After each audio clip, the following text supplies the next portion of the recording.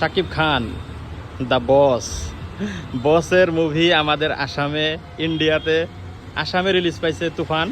এটা হলো আসামের বরপেটা ডিস্ট্রিক্ট, আর বরপেটা রোডে যেটা দিলীপ সিনেমা হল, এই দিলীপ সিনেমা হলে রিলিজ পাইছে। দেখুন এই যে কত বড় পোস্টার লাগাইছে, বাপরে বাপ, দেখে বহুত হেভি লাগতেছে। আর এই যে একটা পোস্টার লাগাইছে, বহুত বড় পোস্টার এসে দেয়।